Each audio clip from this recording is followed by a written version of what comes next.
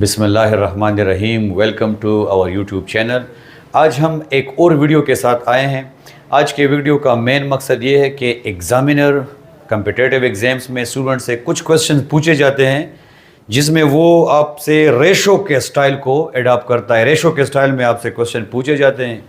चलिए स्टूडेंट्स, आज देखते हैं कि रेशो वाले क्वेश्चंस को कैसे टैकल करेंगे।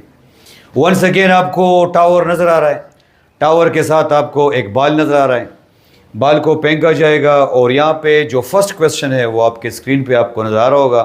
क्वेश्चन क्या है? क्वेश्चन ये है, for two different times what is the ratio for the velocity for the free falling bodies. Questions आप एक दफ़ा फिर पढ़ें इसको। बच्चे, क्वेश्चन क्या है? For the two different balls and for the two different times what is the ratio of velocities.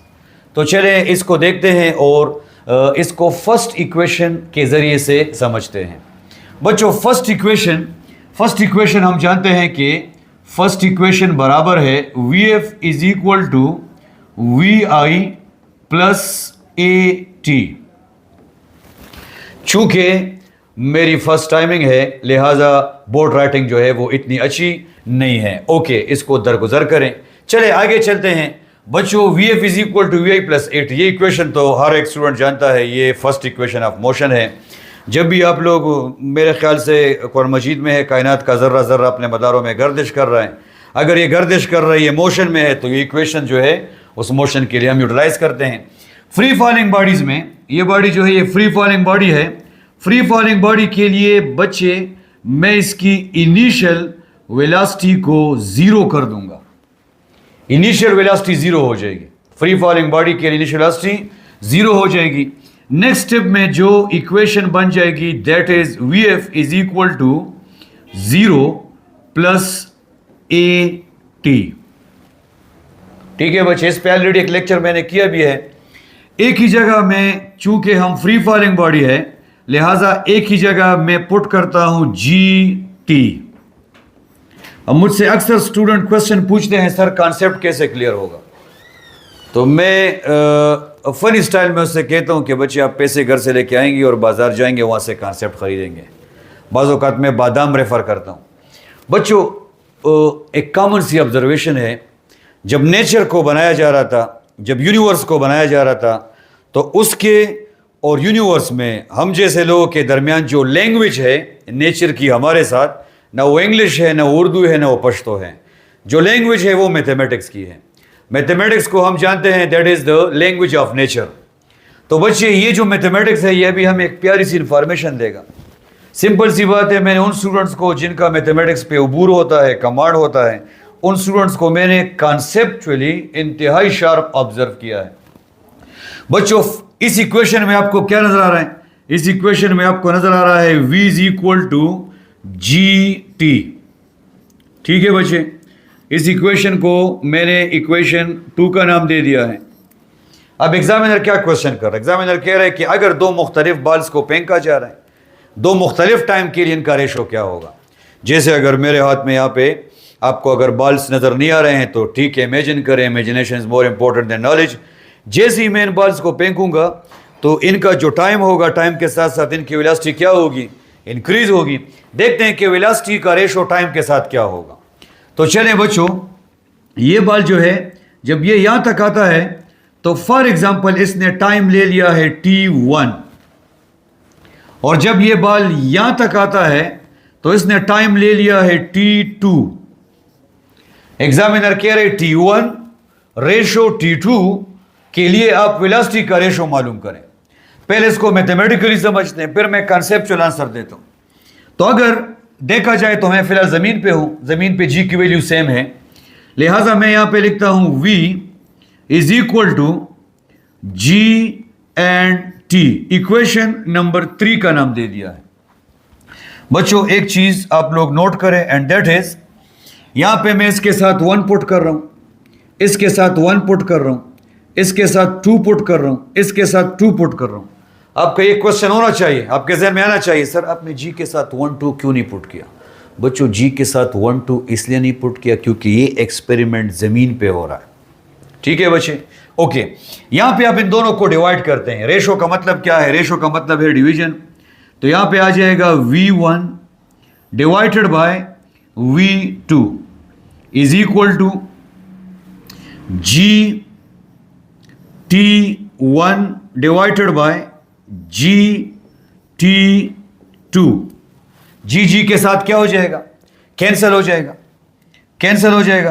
Cancel होगा तो बच्चे आखिर में क्या आ जाएगा? यहां पे ऊपर क्या आ जाएगा? V1 divided by V2 is equal to T1 ratio T2। या चले पहले इसको डिवीजन के फॉर्म में देखते हैं, फिर इसको रेशो के फॉर्म में देख लेंगे। तो चले मैंने यहां पे लिख दिया है, यहां पे T1 डिवाइडेड बाय T2 आ जाएगा, T1 डिवाइडेड बाय T2। और एग्जामिनर इस स्टाइल से आपसे पूछेगा V1 रेशो V2 बराबर है T1 ratio T2। Sir conceptually इसका क्या मतलब है? कंसेप्चुअली इसका मतलब है कि अगर आपको टाइम्स दिया जाए तो आप वेलोसिटीज का रेशो कैसे मालूम करेंगे। चलें फॉर एग्जांपल एक MCQ है जिसमें आपसे एग्जामिनर कह रहा है कि T1 रेशो T2 बराबर है, T1 रेशो T2 बराबर है 1:3। इसका मतलब है कि एक बाल के लिए 1 सेकंड गुजरा है, दूसरे बाल के लिए 3 सेकंड गुजरे हैं। अब बताएं कि वेलोसिटीज का रेशो क्या होगा? तो वेलोसिटी का रेशो होगा V1 ratio V2 is equal to 1:3।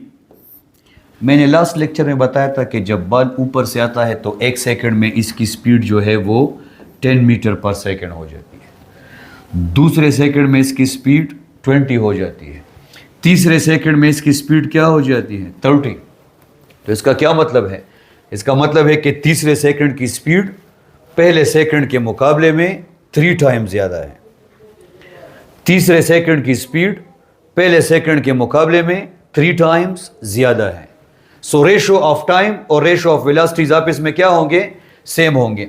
यहां पे आपको ये इस बात का भी पता चल गया है कि वेलोसिटी जो है वो टाइम के साथ डायरेक्टली प्रोपोर्शनल है।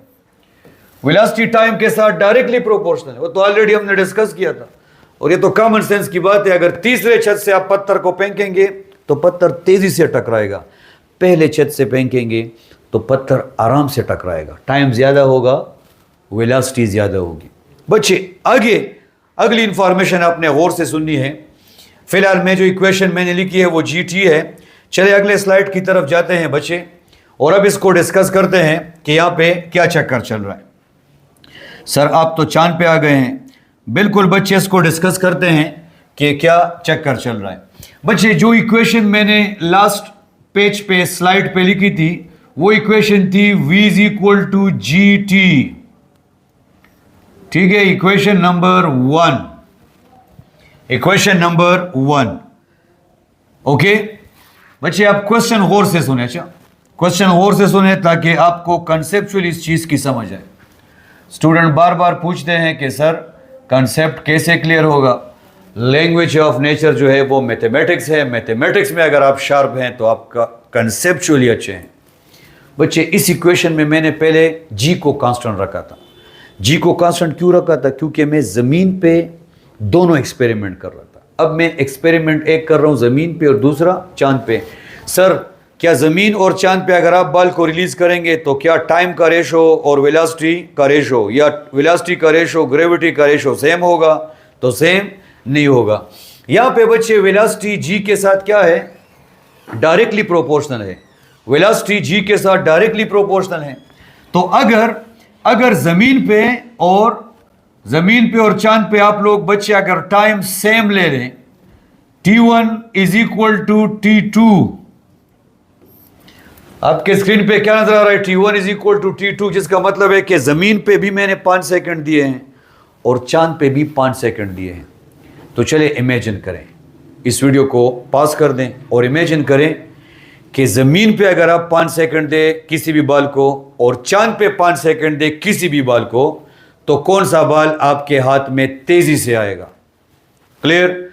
ओके, विजुअलाइज करने की कोशिश करें। तो यहां पे इक्वेशन आपको क्या कह रहा है? इक्वेशन आपको कह रहा है V1 is equal to G1 into T. Second equation V2 is equal to G2 into T.